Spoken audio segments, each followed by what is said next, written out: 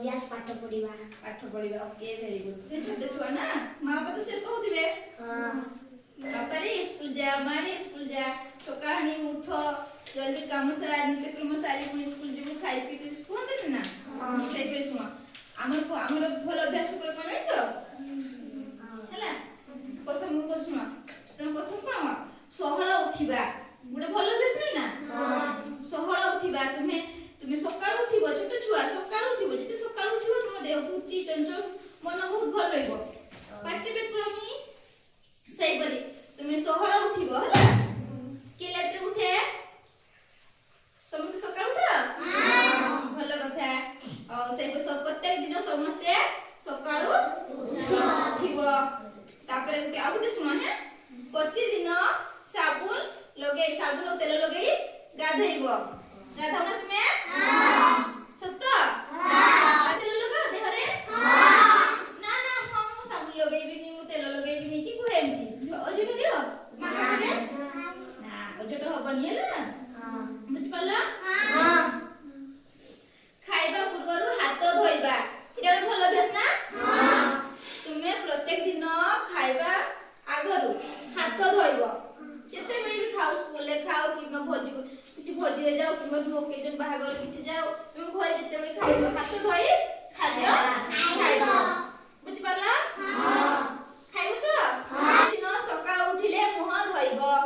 ଧୁଅ ସମସ୍ତେ ଧୁଅ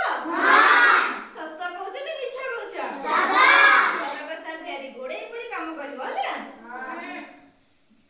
ପ୍ରତିଦିନ ସଫା କପଡା ବ୍ୟବହାର କରିବ ସମସ୍ତେ କର ସଫା କପଡା ବ୍ୟବହାର ସମସ୍ତେ କର ତ ନା ଆଜି ଯୋଉଟା ଚେଞ୍ଜ କରିଥିବ କାଲି ପୁଣି ସେ ଡ୍ରେସକୁ ପିନ୍ଧି ଦଉଥିବ ସେମିତି କରୁନ ତ ନା ସେପରି କରିବନି ଆମ ଦେହକୁ ଆମେ ସୁରକ୍ଷା ଦେବା ଯଦି ଆମେ ଦେହକୁ ଆମେ ସୁରକ୍ଷା ଦେବା କି କଷ୍ଟ ପାଇବ ଆମେ ନିଜେ ପାଇବା ନା ସେପରି ମା ତ ତୁମ ଛୋଟ ପିଲା ସଫା ତ ବି କରିପାରିବନି ମା ସଫା କରିଥିବେ ମା ଏଇ ଡ୍ରେସଟାକୁ ମୋର କାଲି ସଫା କରିଦେଲ କି ପଚାରି ନେବ ହେଲା ପିନ୍ଧିବ ବୁଝିପାରିଲ ପ୍ରତିଦିନ ମୁଣ୍ଡ କୁଣ୍ଡେଇବ ସମସ୍ତେ ମୁଣ୍ଡ କୁଣ୍ଡାଅ ପଚାରିବି କହିବ ମୁଣ୍ଡ କୁଣ୍ଡେଇଛ ତୁମ କୁଣ୍ଡେଇ ଦେଖାଯାଉଛି ଦେଖ ସମସ୍ତେ ତା ମୁଣ୍ଡ କିପରି ଦେଖାଯାଉଛି କୁଣ୍ଡେଇଛ ଏଇପରି କୁଣ୍ଡାନ ମୁଣ୍ଡ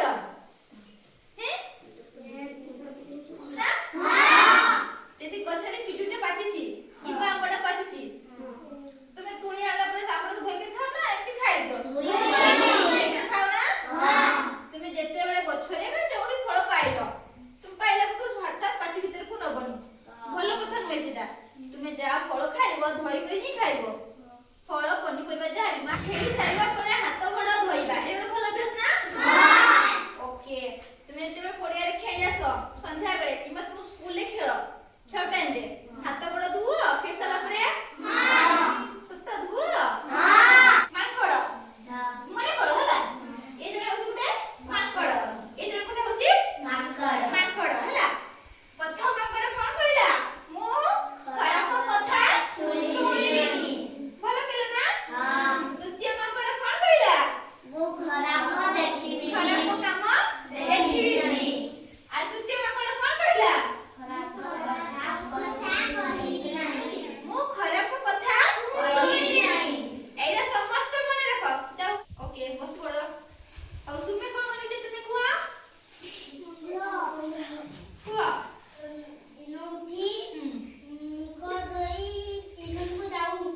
ओके वेरी गुड बस पढ़ो देखो तुम ठीक टाइम रे विद्यालय को जाए वेरी गुड बस पढ़ो तुम्हें कोठी कुआ ମୁଁ ପ୍ରତିଦିନ ଦାନ୍ତ ଘଷି ଟିଉସନ ମୁଁ ପ୍ରତିଦିନ ସକାଳେ ଉଠି ମୁହଁ ଧୁଏ